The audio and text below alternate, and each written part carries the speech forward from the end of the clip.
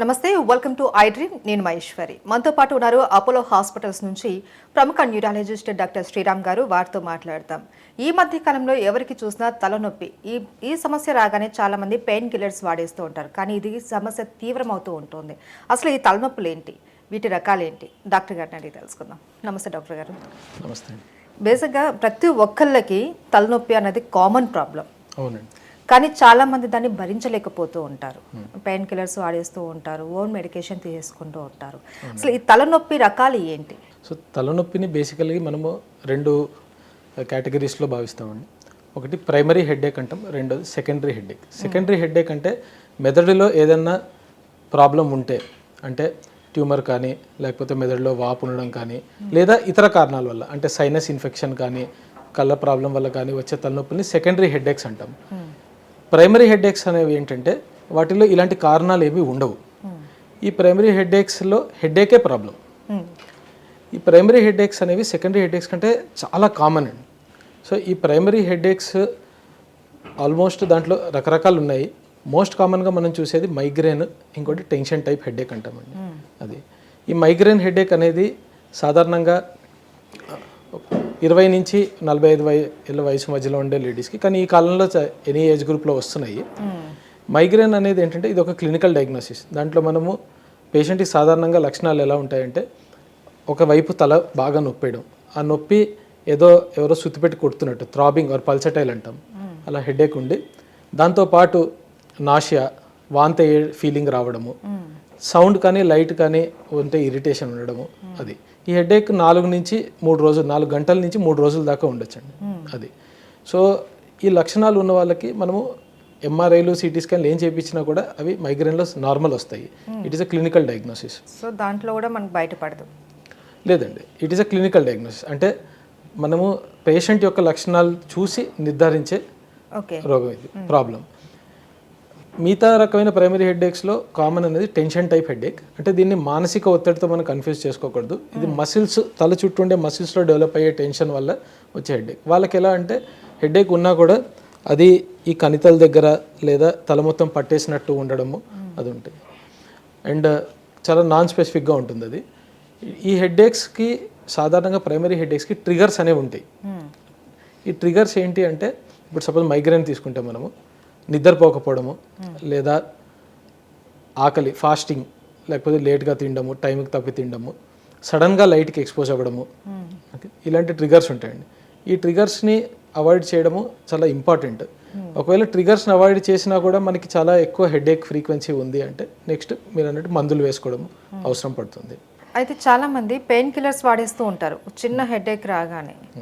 So ఇది severe అని చెప్పి వాళ్ళకి తెలియకన్నా ఉంటుంది. అంటే నొప్పిని అప్పటికి కిల్ చేస్తున్నట్టు, పడుకోబెడుతున్నట్టు.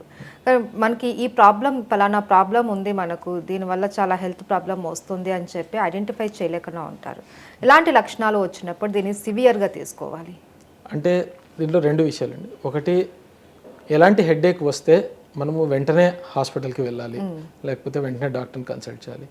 దాంట్లో ఏంటంటే సడన్గా, అంటే ఫస్ట్ టైం జీవితంలో విపరీతమైన హెడేక్ సడన్గా రావడం, ఓకే, అదొకటి చాలా ఇంపార్టెంట్.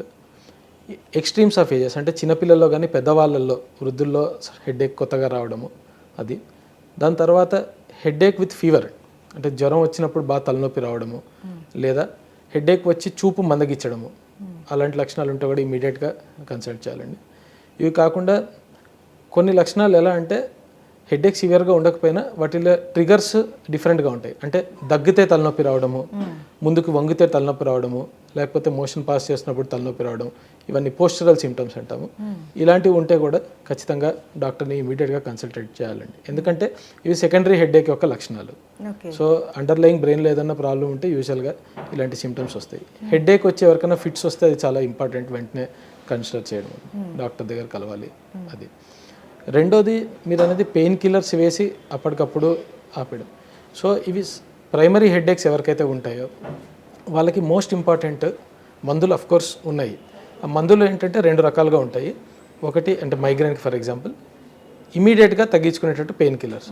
రెండోది ఏంటంటే అసలు తలనొప్పే రాకూడదు అనుకుంటే ప్రొఫిలాక్టిక్ మెడికేషన్ అంటాం. ఆ మందులు ఏంటి అంటే they are not pain killers, but అవి మైగ్రేన్ రాకుండా ఆపుతాయి తలనొప్పులు. అవి ఒక కోర్స్ ఉంటుంది, డిపెండింగ్ ఆన్ ద పేషెంట్, 3 నెలలు 6 నెలలు అవి వేసుకొని చేయాలి. కానీ వస్తే మందులు వేసుకుంటే తగ్గిపోతుందని కాదు, మనము life style modification and trigger ఏంటో గుర్తించి ఆ ట్రిగర్ని అవాయిడ్ చేయడం most important. So most people ఇప్పుడు మేము కామన్గా అబ్జర్వ్ చేసేది ఏంటంటే స్లీప్ డిప్రైవేషన్. ఎందుకంటే రాత్రిలో నైట్ షిఫ్ట్లు కానీ చేసి, లేకపోతే మొబైల్ ఫోన్స్ యూసేజ్ ఎక్కువ అయిపోయింది పడుకునే ముందర అది. సో వాళ్ళ క్వాలిటీ ఆఫ్ స్లీప్ బాగుండదు, అందుకని వాళ్ళకి హెడేక్స్ రావడము అవి ట్రిగర్ అవుతాయండి. సో ట్రిగర్ అవాయిడ్ చేస్తే మాటిమాటికి ఈ పెయిన్ కిల్లర్లు అవి వేసుకోవాల్సిన అవసరం పడకపోవచ్చు వాళ్ళకి అది. కానీ హెడేక్ ఫ్రీక్వెన్సీ ఎక్కువ ఉంటే, అంటే మాటిమాటికి హెడేక్ వస్తుంది, మన క్వాలిటీ ఆఫ్ లైఫ్ని ఎఫెక్ట్ చేస్తుంది, మనం సాధారణంగా చేసుకునే పనులు చేసుకోలేకపోతున్నాం అంటే అప్పుడు డెఫినెట్గా ఈ ప్రొఫిలాక్టిక్ ట్రీట్మెంట్ అనేది తీసుకోవాల్సి వస్తుంది. అండ్ వర్టిగో అంటూ ఉంటారు కదా, ఈ వర్టిగో వల్ల ఎలాంటి ఎఫెక్ట్స్ ఉంటాయి? వర్టిగో అంటే సాధారణంగా పేషెంట్లు వచ్చే కంప్లైంట్ తల తిరుగుతోంది, లేకపోతే గిడినెస్గా ఉంది అంటారండి. ఈ వర్టిగో అనేది 2 రకాలు, మళ్ళీ అది కూడా మనం చెప్పుకుంటే, ఒకటి పెరిఫెరల్ అంటాం, ఒకటి సెంట్రల్ అంటాం. మన చెవులలో వెస్టిబులర్ అపారటస్ అని ఒక అవయవం ఉంటుంది. అదేంటంటే మన బాడీ యొక్క బ్యాలెన్స్ని మెయింటైన్ చేయడానికి, అంటే మన తల ఎక్కడ ఉంది చుట్టుపక్కల పరిసరాలతో సంబంధించింది అని మనకు కంటిన్యూస్గా బ్రెయిన్కి సిగ్నల్ ఇస్తూ ఉంటుంది. సో ఇందులో ఏదన్నా ప్రాబ్లం వచ్చిందనుకోండి, మనకి కళ్ళు తిరుగుతున్నట్టు అనిపిస్తాయి. ఓకే, దీన్ని పెరిఫెరల్ వర్టిగో అంటారు అనమాట.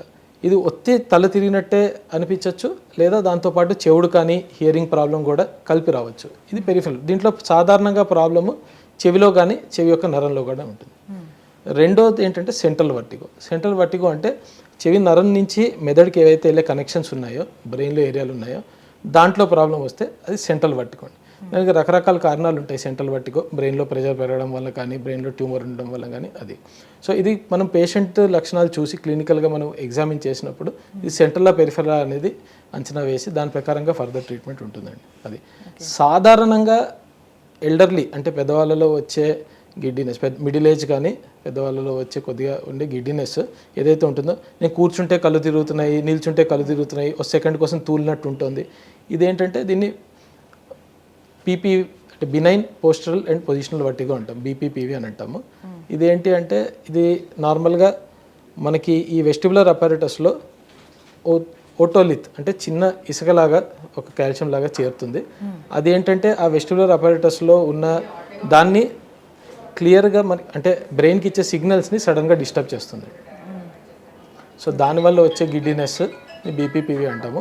ఇది one of the most common causes and యూజువల్గా అది మనము ట్రీట్మెంట్ దానికి చాలా వైడ్లీ అవైలబుల్ ఉంది, బాగా రెస్పాన్స్ రికవరీ బాగుంటాయి.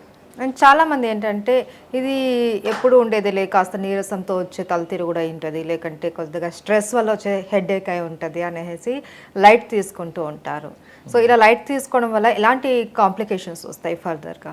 మీకు యాజ్ చెప్పినప్పుడు ఈ పెరిఫెరల్ వర్టిగో, సెంట్రల్ వర్టిగో మనకి పేషెంట్ యొక్క లక్షణాలు సిమిలర్గా ఉంటాయండి. అంటే వాళ్ళకి కళ్ళు తిరగడం అనేది, సో వాళ్ళంతటా వాళ్ళు చెప్పలేరు అంటే బ్రెయిన్లో ప్రాబ్లం ఉందా లేకపోతే ఇది ఏమీ ప్రాబ్లం లేకుండా ఉత్తిగా ఇది వచ్చిందని. సో నెగ్లెక్ట్ చేస్తే ఏంటంటే మేజర్ ప్రాబ్లమ్స్ ఏవైతే ఉంటాయి, నేను చెప్పినట్టు బ్రెయిన్లో ట్యూమర్ కానీ, లేకపోతే బ్రెయిన్లో ఇన్ఫెక్షన్, లేకపోతే చెవి యొక్క నరం యొక్క ప్రాబ్లము, ఇలాంటివి మనము ఎర్లీగా ఐడెంటిఫై చేయలేము. సో ఎర్లీగా ఐడెంటిఫై చేస్తే ట్రీట్మెంట్ రెస్పాన్స్ రెండు బాగుంటాయి. ఎర్లీగా ఐడెంటిఫై చేయకపోతే మిస్ అయితే అట్ లేటర్ స్టేజ్ వాటికి ట్రీట్ అంత ఎఫెక్టివ్గా చేయలేము. సో అందుకని గిడ్డినెస్ ఉంటే it is better to approach a doctor and not ignore it. Okay, right. Thank you doctor గారు. థ్యాంక్ యూ అండి.